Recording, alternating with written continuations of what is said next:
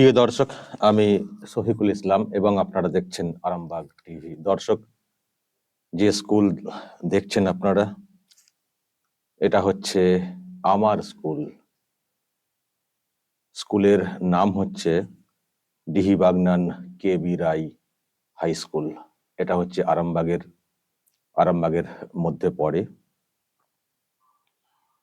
এই স্কুলের ৭৫তম বর্ষ উদযাপন করা হচ্ছে। আমি তো দেখতে দেখতে কেমন হয়ে যাচ্ছিলাম, মানে স্মৃতিগুলো মনে পড়ছিল খুব। আর ৭৫তম বর্ষ উদযাপন করা হচ্ছে এখন। আর আমরা যখন এই স্কুলে পড়েছি, আমরা দেখেছি স্কুলের ৫০তম বর্ষ পূর্তি হতে। তখন আমি ক্লাস 12-এ পড়তাম, মানে এই স্কুলে। ফলে উদযাপন অনুষ্ঠান কতটা আবেগের, কতটা আনন্দের হয় সেটা কিন্তু জানি আর কি, যেহেতু আমাদের স্কুল জীবনেই স্কুলের ৫০তম বর্ষ পূর্তি হয়েছিল। সেখানে মানে দেখতে দেখতে ২৫টা বছর ক্রস করে ফেললাম। স্কুলের ৭৫তম বর্ষ উদযাপন করা হচ্ছে। এই সেই স্কুল বিল্ডিং, মানে এই বিল্ডিং, এই অংশটা নতুন হয়েছে হয়তো, এটা হচ্ছে পুরনো অংশ। অনেকদিন যাইনি স্কুল চত্বরে, তো বিল্ডিং গুলো দেখলে স্মৃতির যে পাতা, সেগুলো কেমন হয়ে যায়, কেমন লাগে আর কি। মঞ্চ বাঁধা হয়েছে, অনুষ্ঠান হচ্ছে, অনেকে গেছেন। আর সেই স্কুলের ছেলে মেয়েরা, আমরা যখন ৫০ বছর পূর্তি হচ্ছিল তখন আমরা বড় হয়ে গেছি, 12-এ পড়ছি। দেখছি আর কি সব স্কুলের ছেলে মেয়েরা সেজেছে নতুন করে, মানে এরকম একটা অনুষ্ঠানে অংশ নেওয়ার জন্য, থাকার জন্য। এবং বাচ্চারা সব এসছে, ত্রিপল মেলে বসতে দেওয়া হয়েছে। আমাদের সময় তাই হয়েছিল, ত্রিপল মেলে বসতে দেওয়া। আর যারা আমরা বড় ছিলাম তারা ওই ক্লাসরুম থেকে বেঞ্চ বের করে এনে বসা, সে এক অদ্ভুত অনুভূতি, বিরাট আনন্দের ছিল। 3 দিন ধরে অনুষ্ঠান পালন হয়েছিল, এটাও 3 দিন ধরে হবে, যেটা জানতে পারছি। মানে দর্শক, আমি জানি না আপনাদের মধ্যে কি ফিলিংসটা তৈরি হচ্ছে। আমার যেন কোথাও মনে হচ্ছে যে একবার ছুটে চলে যাই স্কুলটাতে। ৭৫ বছর উদযাপন করা হচ্ছে, একটা বিরাট একটা স্মৃতির জায়গা। যেন মনে হয় যে একবার ওখানে গিয়ে যাই, বসি। আর যে মানে বিল্ডিং এর যেখানে আমার ক্লাসরুম ছিল, একবার ঢুকি, একবার সেই বেঞ্চটা খুঁজি যেখানে বসতাম রোজ। আমাদের একটা নির্দিষ্ট করে মোটামুটি বসার জায়গা থাকতো, ওখানেই বসতাম। ছেলেটা সব মোটামুটি অভ্যস্ত হয়ে পড়ে, তো মানে একটা বেঞ্চ আর কি। তো মনে হয় যাই, বসি। আজকে সেই স্কুলের ৭৫তম বর্ষ পূর্তি অনুষ্ঠান হচ্ছে। 12, 13, 14 দেখতেই পাচ্ছেন লেখা রয়েছে। এবং ৫০তম বর্ষ উদযাপনের সময় অনেক অনুষ্ঠান হয়েছিল। তখন আরো একটা মানে প্রত্যন্ত একটা গ্রামীণ লাগতো এলাকা, কারণ এখন অনেক ডেভেলপ হয়ে গেছে অনেক কিছু, রাস্তাঘাট। কবে সে আমি 25 বছর আগের কথা বলছি। তো তখন মনে আছে নাটক করার জন্য কলকাতা থেকে টিম এসেছিল। সে কি মানে একটা অদ্ভুত একটা ব্যাপার, কলকাতা থেকে লোকজন এসছেন। তারপরে টিভিতে দেখা যায়, আমার মনে আছে জন্মভূমি সিরিয়ালের কোন এক অভিনেতা এসেছিলেন।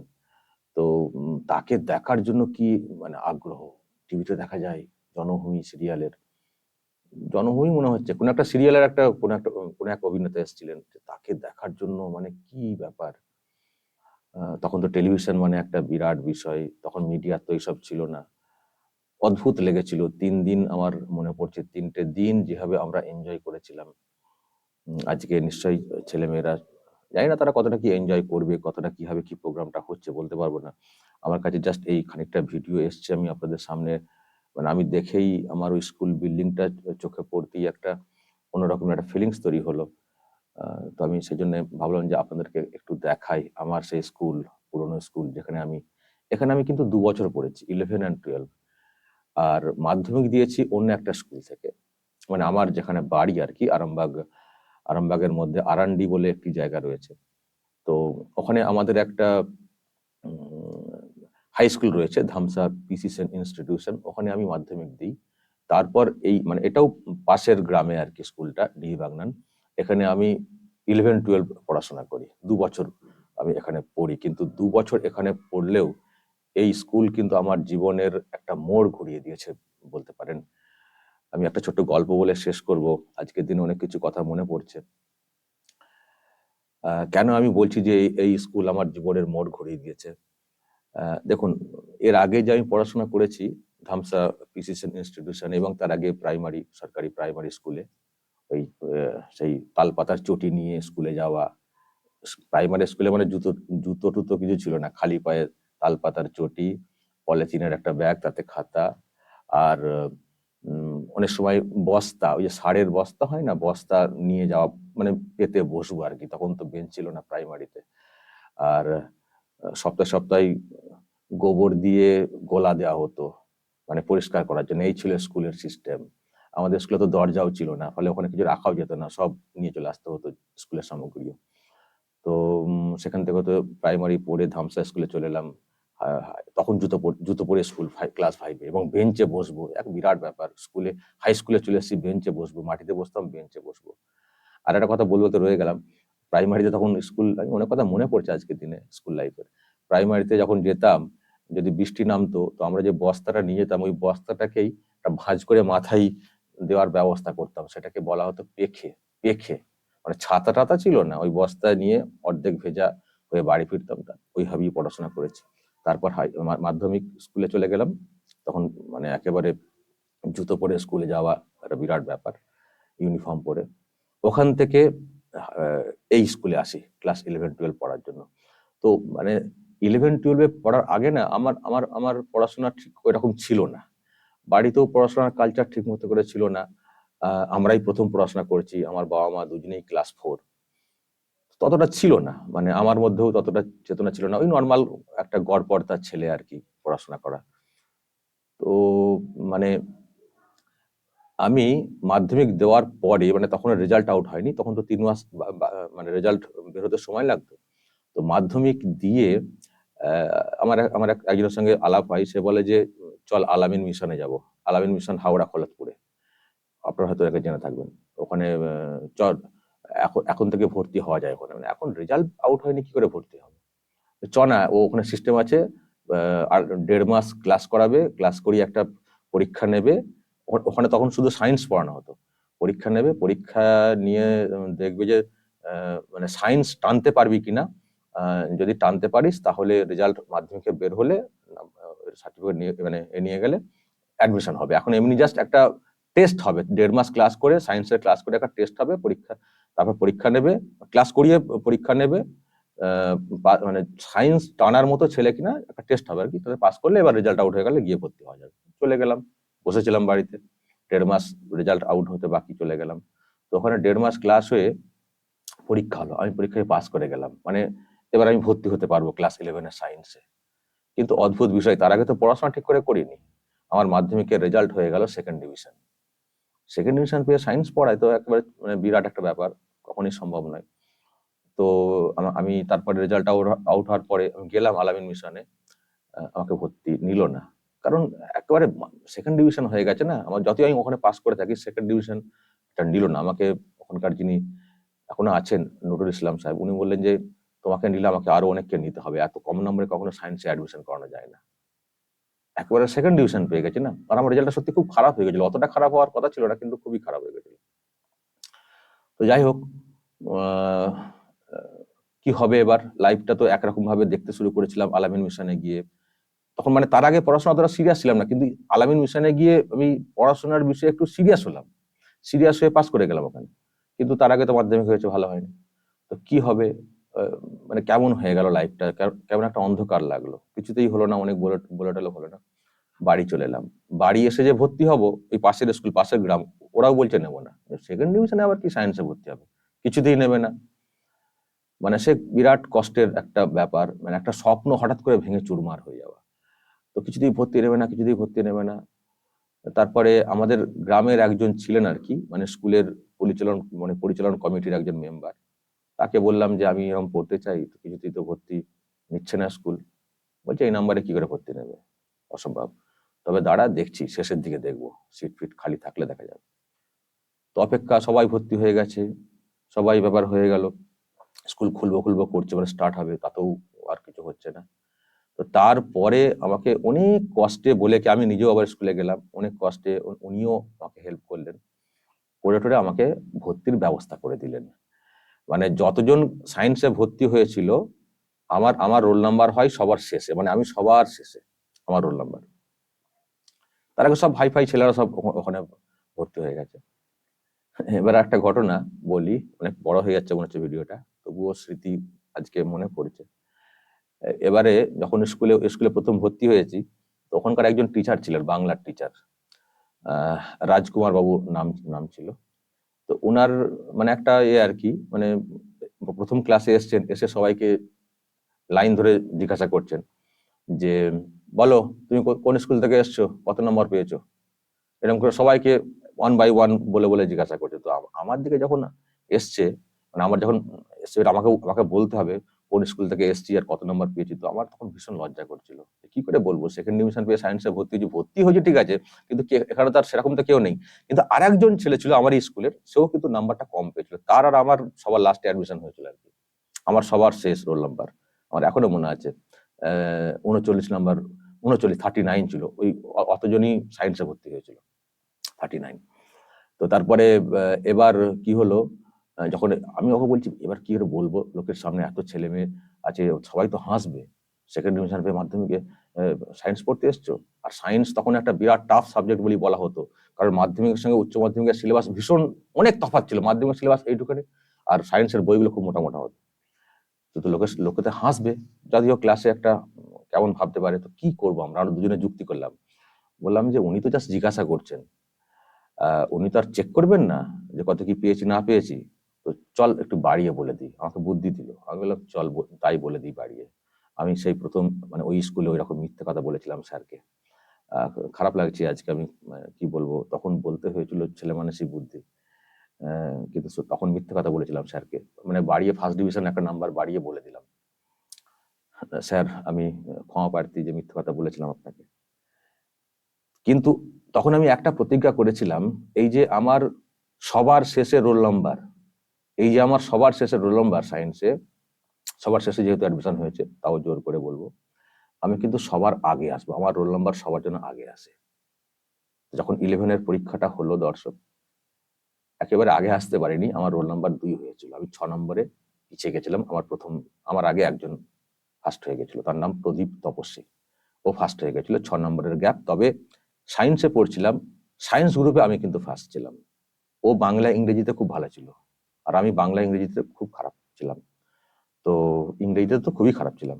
তো ও বাংলা ইংরেজিতে, ও তো মাধ্যমিকে স্টার পাওয়া ছেলে, পড়তে এসছে সায়েন্সে, আমি তো সেকেন্ড ডিভিশন পাওয়া, ও মাধ্যমিকে মানে সায়েন্স মানে সবেতেই ভালো ছেলে, যাই হয় আর কি, স্টার পাওয়া ছেলে। তো ওই বাংলা ইংরেজিতে ওর নাম্বার এগিয়ে গেল, ও হয়ে গেল ফার্স্ট, আর আমি 6 নম্বর পিছিয়ে আমি হয়ে গেলাম সেকেন্ড। মানে 11 থেকে 12-এ উঠলাম, আমার রোল নাম্বার হয়ে গেল 2।